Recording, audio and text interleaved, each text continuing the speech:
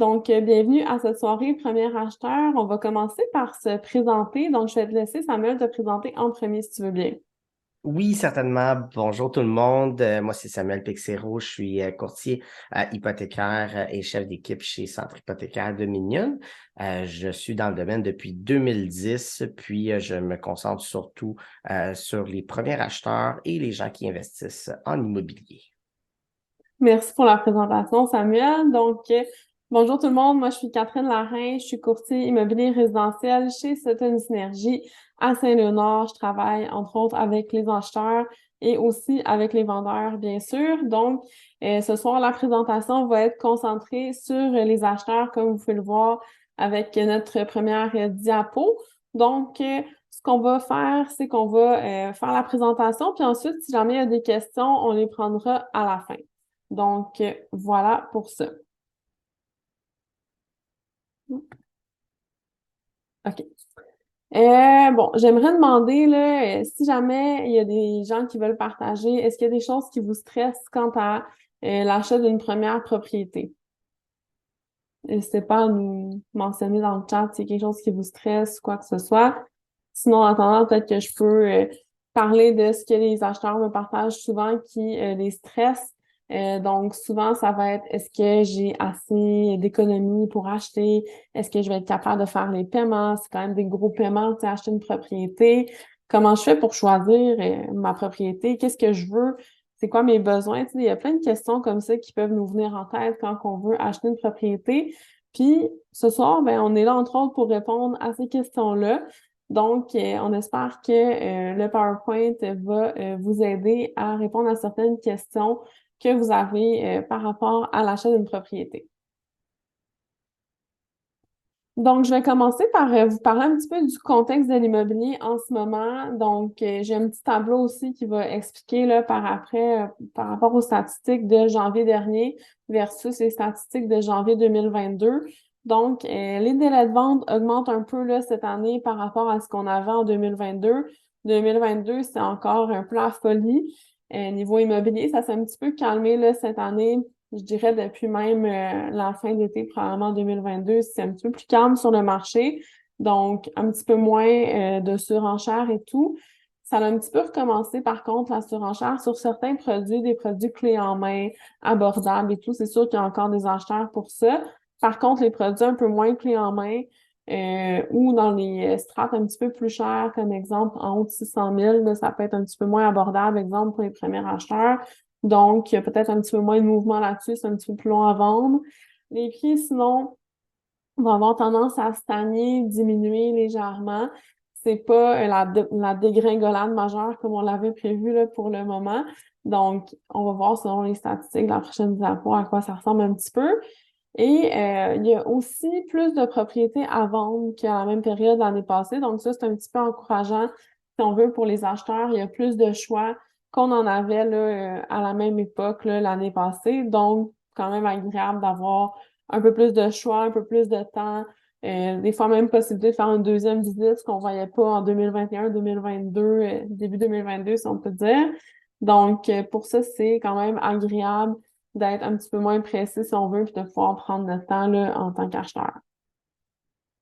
Donc, je vous ai mis le petit tableau là, des statistiques de la PCQ.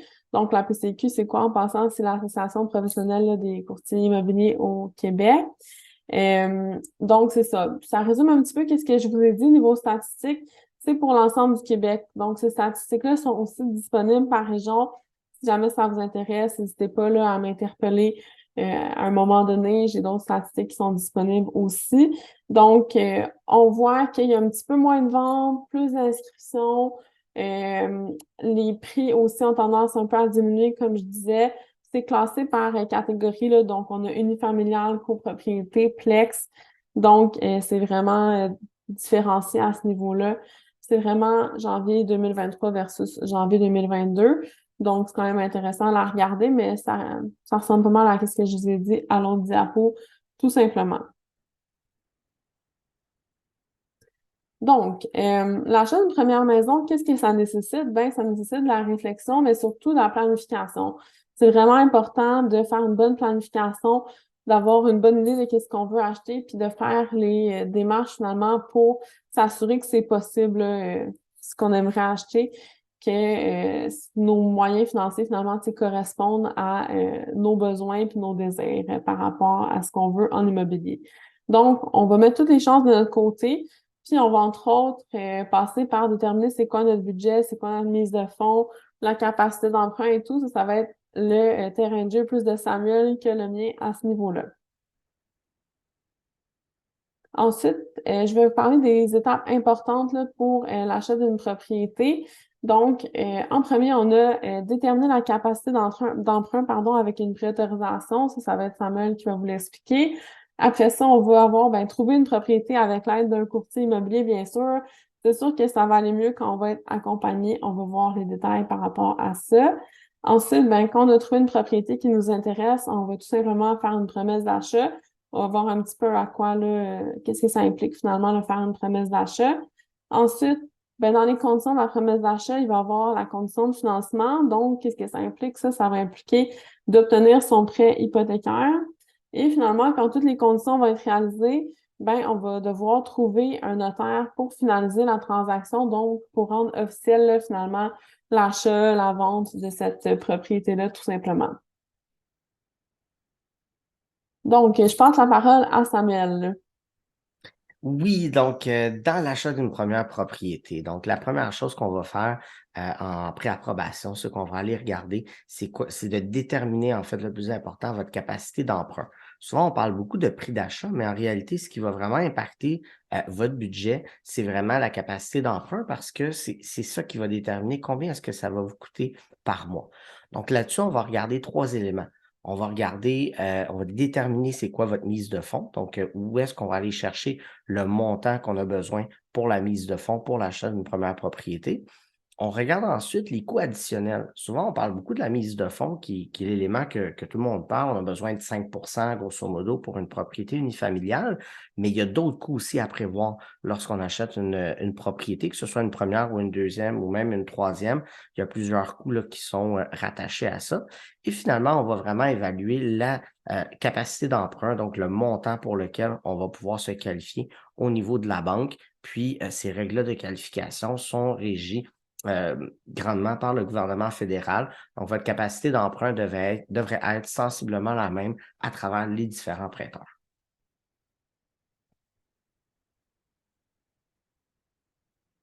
Donc, on parle souvent de préqualification, préapprobation, préautorisation. Il y a vraiment un paquet de termes qui sont utilisés.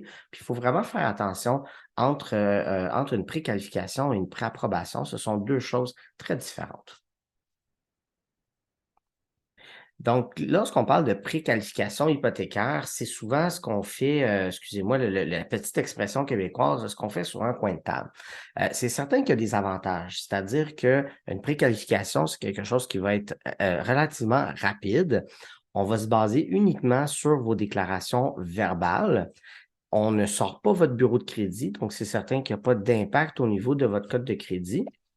Par contre, le taux d'intérêt, lui, il ne sera pas garanti. Donc, comme il n'y a pas eu d'enquête de crédit qui a été faite, il n'y a pas eu de vérification non plus au niveau de vos déclarations, on ne peut pas réserver un taux d'intérêt. Puis, effectivement, le plus grand inconvénient de la préqualification hypothécaire, c'est que oui, c'est bien rapide, mais effectivement, au moment de l'achat, il y a des possibilités d'avoir des surprises. Puis quand on parle de surprises, on parle plus de mauvaises surprises. Souvent, c'est basé pas tant au niveau du bureau de crédit. Généralement, les gens ont une bonne idée de leur bureau de crédit, mais c'est souvent par rapport aux revenus. Donc, les banques, malheureusement, n'ont pas toujours des méthodes, disons, logiques ou que nous, on croit qu'elles vont se baser au niveau de la qualification du revenu. Donc, c'est vraiment le point majeur là, qui fait que la préqualification hypothécaire n'est pas nécessairement ce qu'on veut. Pour la préautorisation, bien évidemment, c'est tout l'inverse. Donc, effectivement, ça va être un petit peu plus long parce qu'on va demander des documents. Donc, on va demander des preuves de revenus. Effectivement, on va se baser sur des preuves concrètes. Il va y avoir également une lecture du bureau de crédit. Soyez rassurés, vous ne perdez pas énormément de pointage. Ce n'est pas nécessairement une demande de crédit, mais c'est une lecture quand même qu'on va faire. Donc, on va aller s'assurer qu'il n'y a pas d'erreur au niveau du bureau de crédit, parce que des erreurs, des fois, ça peut arriver. Ben, pas des fois, ça arrive plus souvent qu'on le pense. Et l'avantage de cette méthode-là, c'est que vous allez aussi avoir un taux d'intérêt qui peut être garanti. Donc, on peut aller réserver, dans le cas d'un taux fixe, on va aller réserver un taux d'intérêt pour vous. On le sait, hein, dans les derniers mois, il y a eu des augmentations quand même assez importantes au niveau des taux d'intérêt. Donc, on est capable d'aller réserver un taux d'intérêt, ce qui va aussi, par le fait même, vous garantir votre montant de préapprobation. Parce que si les taux augmentent, vos paiements augmentent, ce qui fait que votre pouvoir d'achat diminue. Donc, on vient sécuriser cette préapprobation-là ou préautorisation. Et effectivement, le plus gros avantage, c'est qu'il y a beaucoup moins de surprises. Catherine nous en a parlé tantôt, l'achat d'une propriété suscite énormément de stress et d'inconnus dans le processus. Donc, on essaye, surtout au niveau financier, de vous en enlever le plus possible. Maintenant, vous allez souvent entendre parler, souvent on utilise beaucoup le terme courtier hypothécaire. Par contre, il existe aussi des spécialistes hypothécaires. Puis souvent, on va confondre les deux ensemble. Puis je dis on, je m'inclus là-dedans avant d'être moi-même courtier. Donc, un spécialiste hypothécaire, la différence, excuse-moi Catherine, si tu peux passer à la prochaine slide. Vraiment désolé, j'allais plus vite que la présentation. Donc, un spécialiste hypothécaire va travailler pour une seule institution financière. Ils peuvent avoir plusieurs noms. Des fois, on va dire spécialiste hypothécaire. Des fois, on va dire démarcheur hypothécaire. Donc, il y a plusieurs termes, mais concrètement, c'est une personne qui travaille exclusivement pour une institution financière. Puis, ces conseils vont être basés uniquement sur la gamme de produits qui est distribuée par cette institution financière-là. Donc, c'est vraiment quelqu'un qui est salarié de cette institution financière-là. Généralement, le taux d'intérêt va être plus élevé. Pas parce qu'on ne veut pas vous donner un bon taux, ça n'a rien à voir avec ça. C'est que une institution financière, à la base, comme toute entreprise, son intérêt principal, c'est de générer du revenu. Donc, si vous allez directement en institution, que ce soit avec un spécialiste ou en succursale, le taux va être généralement un peu plus élevé. On s'entend, ce n'est pas qu'on profite de vous, c'est uniquement que le mandat de l'institution, le mandat du spécialiste, c'est d'aller chercher une rentabilité au niveau de l'hypothèque. Par contre, les services d'un spécialiste hypothécaire est 100% gratuit, donc il n'y a pas de coût à ça. Vous avez sensiblement là, le même service, la même personnalisation de service que vous allez avoir avec un courtier hypothécaire.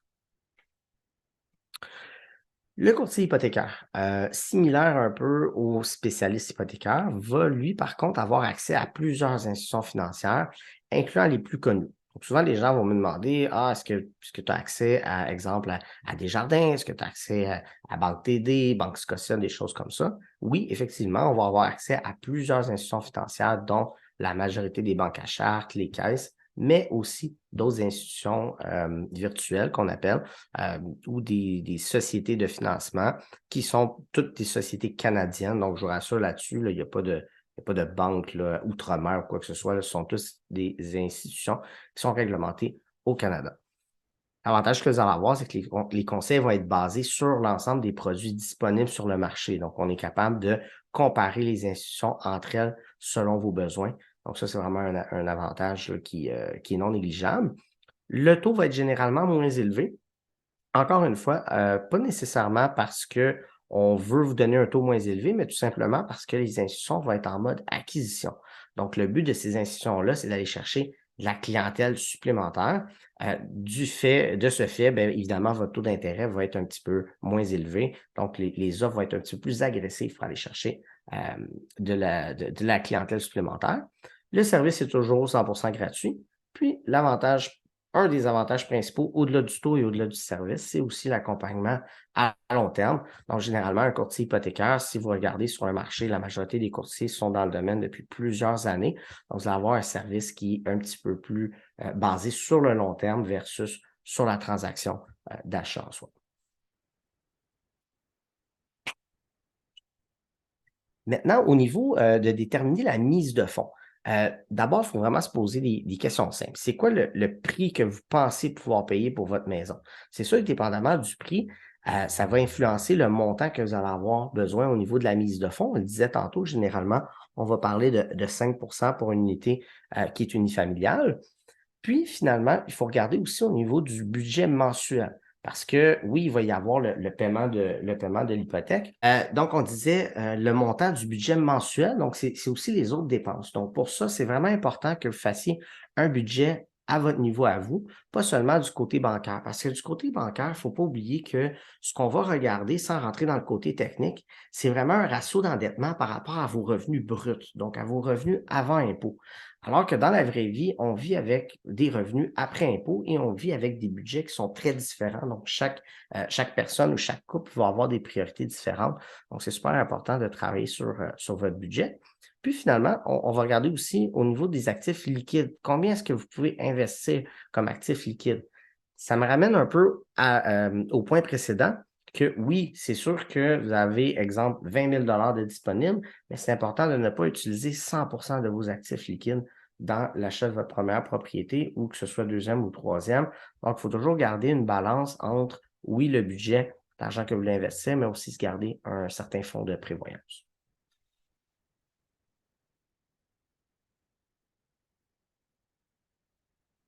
Au niveau de la mise de fonds, c'est certain qu'on doit, avant de trouver des façons d'avancer la mise de fonds, il faut encore savoir à quel montant est-ce qu'elle doit correspondre. Généralement, pour l'achat d'une propriété unifamiliale ou d'un duplex, le montant minimum de mise de fonds serait de 5 Si jamais vous voulez aller vers une propriété qui est locative ou encore que vous ne voulez pas avoir un prêt qui serait assuré par la SCHL, la SCHL étant la Société canadienne d'hypothèque et de logement, ce qui permet en fait à la banque d'assurer votre hypothèque. Si jamais vous ne payez pas, c'est l'assurance qui va rembourser le prêteur.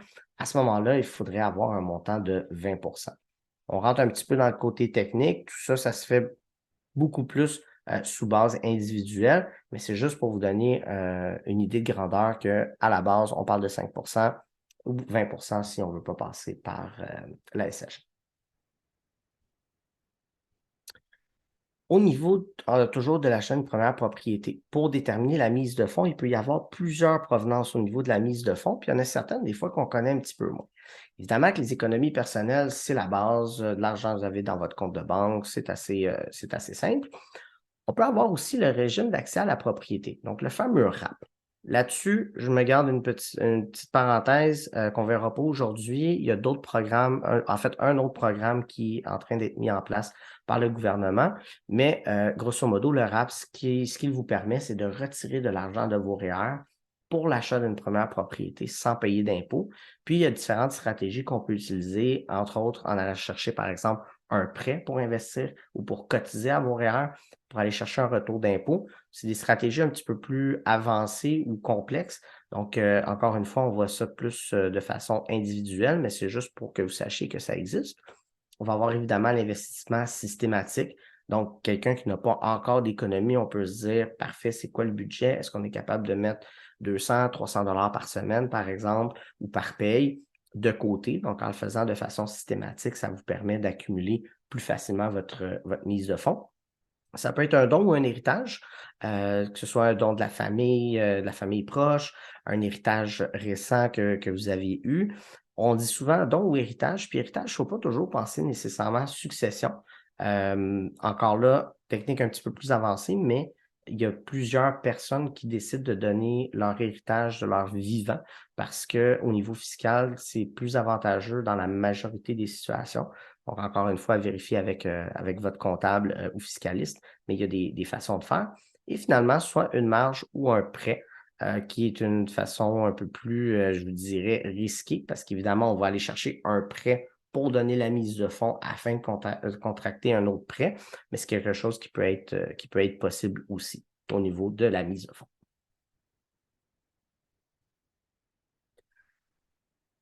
Vous avez un tableau, en fait, qui va vous donner un exemple de mise de fonds dépendamment du prix d'achat. Donc, c'est quand même relativement simple. Comme vous pouvez voir, on a différents prix, différentes valeurs de maison à gauche. Vous avez le minimum de mise de fonds étant le fameux 5 au centre. Puis, si jamais vous ne voulez pas passer par la SCHL, donc le fameux 20 à droite. Donc, vous pouvez le calculer aussi manuellement, dépendamment du montant de la propriété. Les coûts additionnels. On a ici, je vous en ai parlé tantôt, que la mise de fonds est un élément, mais il faut toujours se garder un peu de sous de côté pour les autres éléments.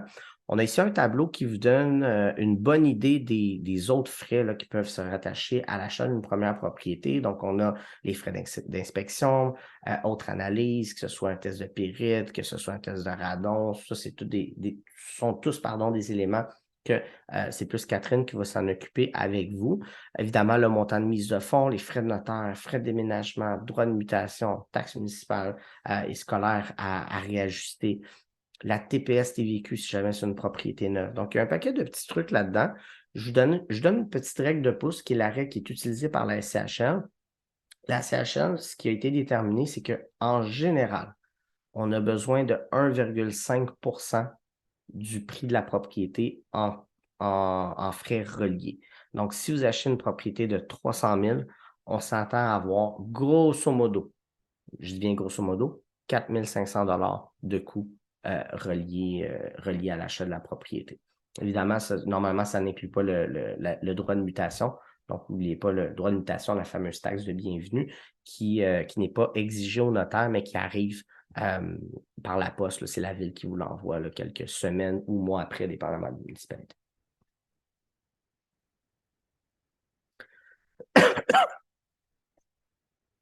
Pardon. Donc, quand on fait évaluer la capacité d'emprunt pour une préautorisation, on va aller chercher le montant de financement qui est approuvé. Donc, on va aller vraiment chercher ce montant-là.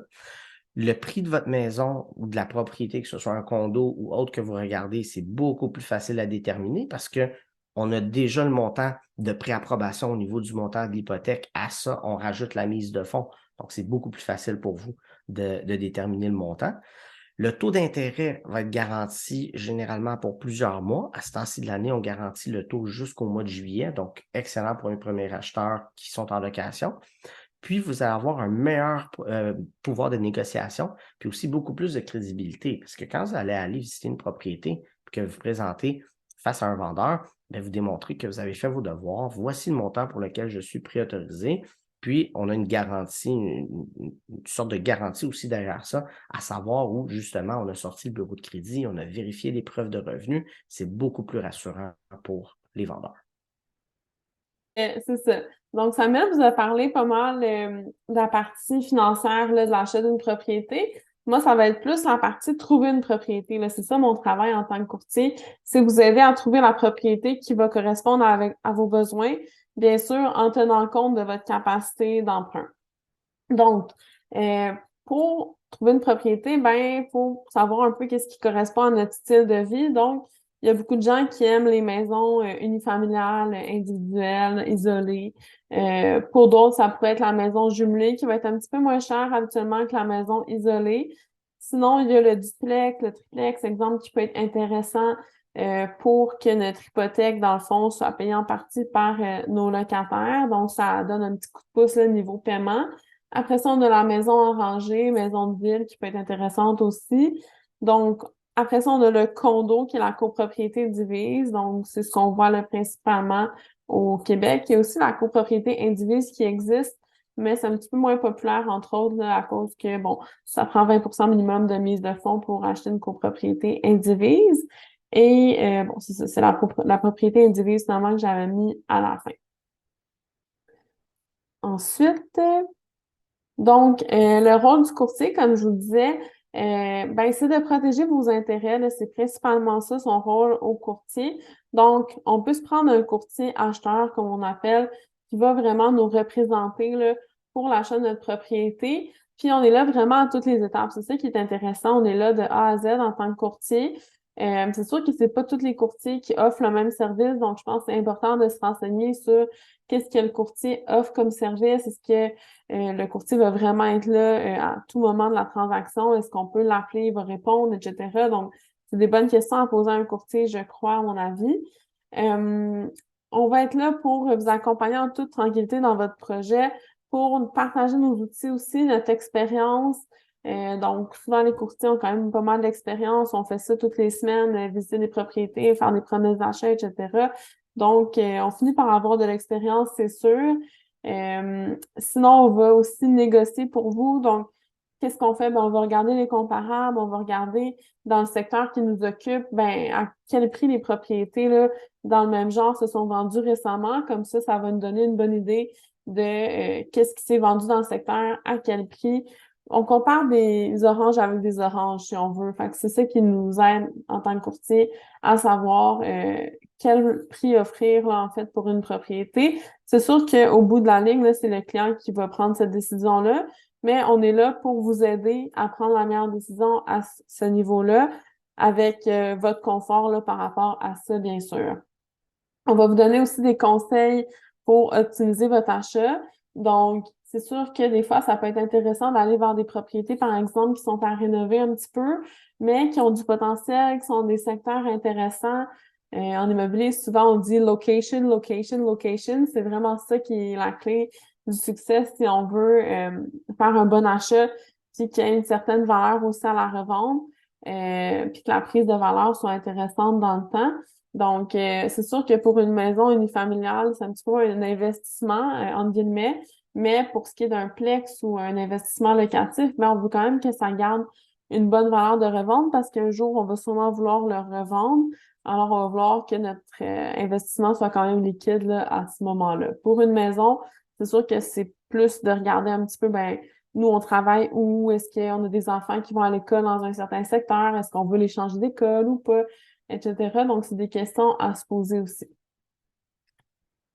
Après ça, pour ce qui est de la promesse d'achat, ben ça, c'est une fois qu'on est intéressé à une propriété, qu'on voudrait probablement acquérir cette propriété-là. En fait, qu'on n'est pas mal sûr qu'on voudrait l'acquérir parce que c'est sérieux une promesse d'achat. Donc, qu'est-ce que c'est une promesse d'achat? C'est un synonyme avec offre d'achat en passant. Donc, c'est un document qui va rassembler les principaux renseignements qui vont être nécessaires pour conclure la vente, si on veut.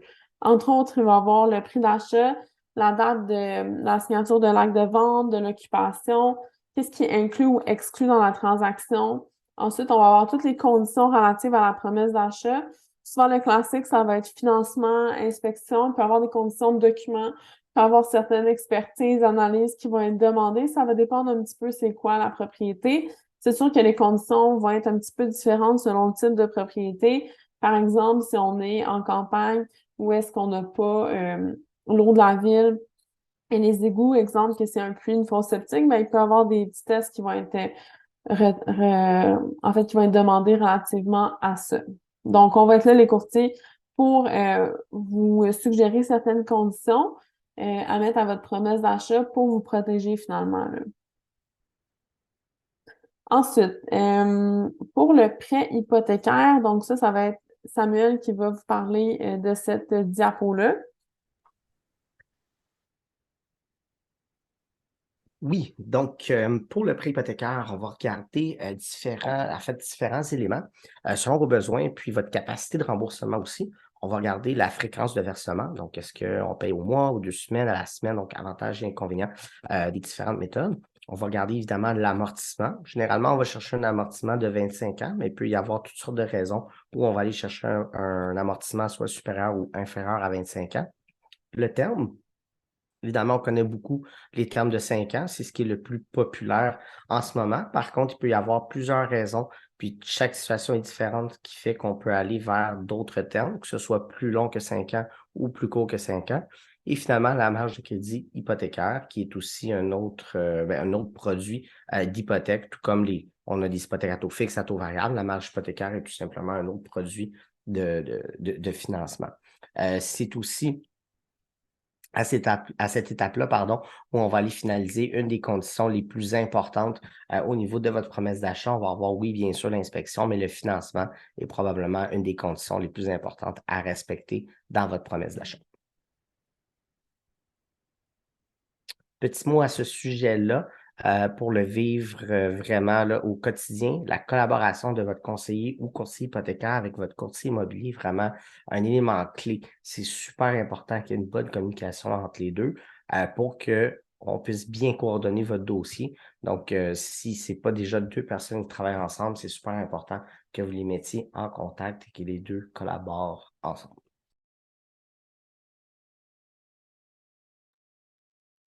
Donc, pour ce qui est de la finalisation de la transaction, ben, ça va être le moment quand toutes les conditions sont réalisées à la promesse d'achat, où est-ce qu'on va devoir trouver un notaire pour officialiser la vente, si on veut.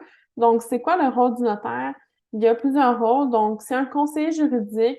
Donc, le notaire a fait un bac en droit, une maîtrise en droit notarial. D'ailleurs, j'étais notaire avant d'être courtier. Donc, c'est pour ça que je connais quand même bien ce domaine-là aussi. Le notaire a un devoir de conseil pour tout le déroulement de la transaction. C'est aussi un officier public doit être impartial envers l'acheteur et le vendeur. Il ne doit pas favoriser aucune partie, même s'il est choisi par l'acheteur. Donc ça, c'est rassurant pour le vendeur. C'est vraiment quelqu'un qui est là pour officialiser la transaction puis qui va être impartial entre les deux parties. Après ça, le notaire fait beaucoup de travail en arrière-plan qu'on voit pas nécessairement. Donc, le notaire va examiner les titres par l'examen de titre si on veut. Ensuite, va vérifier le certificat de localisation, s'assurer que tout est conforme, qu'il n'y a pas d'empiètement, qu'il n'y a pas de situation régularisée ou quoi que ce soit. Si jamais il y a des irrégularités, le notaire va effectuer les corrections appropriées si nécessaire, peut prendre une assurance titre au besoin aussi, va s'assurer aussi que les fonds soient tous dans le compte là, en fidéicommis avant de signer l'acte de vente. Va publier la vente une fois que ça va être fait. Bref, il y a plusieurs étapes que le notaire va faire là, qu'on voit pas nécessairement. Donc, c'est pour ça qu'on paye là, en tant qu'acheteur. L'acheteur paye les frais de notaire pour l'achat. Et puis, le vendeur paie les frais du notaire pour ce qui est de la quittance. Donc, pour radier l'hypothèque, c'est le notaire qui s'occupe de ça pour s'assurer que l'hypothèque de l'acheteur, s'il y en a une, ben, soit la seule là, finalement qui va être publiée. Ensuite, il y a un rôle de protection aussi. Donc, le notaire va vérifier l'identité des parties, va vérifier l'origine des fonds. Si jamais il y a une retenue de fonds qui va être nécessaire, exemple, que notre vendeur est un non-résident, va s'en occuper. Donc, le notaire est vraiment là pour ben, finalement finaliser la transaction, officialiser la vente, s'assurer que l'acheteur est bien propriétaire là, finalement de la propriété suite à la signature de l'acte de vente, qu'il n'y a pas de problématique là, relativement au titre et tout. Donc, si on résume, qu'est-ce qu'on fait pour acheter une propriété? On va s'assurer de connaître sa capacité d'emprunt auprès d'un courtier hypothécaire ou d'une personne à l'institution financière. Après ça, on va cerner nos besoins avec l'aide d'un courtier immobilier. C'est toujours pertinent de travailler avec un courtier, comme je j'ai expliqué tantôt, pour se sentir un peu moins seul aussi dans notre transaction, avoir de l'aide d'un professionnel. C'est pas négligeable. Ensuite, on va sélectionner et visiter des propriétés avec notre courtier immobilier et on va déposer une promesse d'achat sur la propriété qu'on va aimer, qu'on va vouloir acheter finalement. Si jamais elle est acceptée, ben là, c'est là que les conditions vont se réaliser. C'est sûr qu'il y a une partie aussi avant l'acceptation, il peut y avoir la négociation là, de part et d'autre, il peut y avoir une contre-proposition de la part du vendeur qui serait peut-être pas 100% satisfait avec notre promesse d'achat. Puis bon, éventuellement, on devrait s'entendre sur quelque chose. Puis bon, une fois que la promesse d'achat va être acceptée, on va réaliser nos conditions qui vont être inscrites à la promesse d'achat. Il va y avoir un suivi aussi des courtiers dans la transaction. Puis quand toutes les conditions sont réalisées, comme on vous disait, ben c'est là qu'on va chercher un notaire pour officialiser la transaction. Puis la dernière étape, ben ça va être de passer chez le notaire pour finaliser la vente. Puis après ça, ben, on va déménager là, selon qu'est-ce qui est conclu à la promesse d'achat tout simplement. Donc, ça conclut la présentation. Je vous remercie pour votre attention.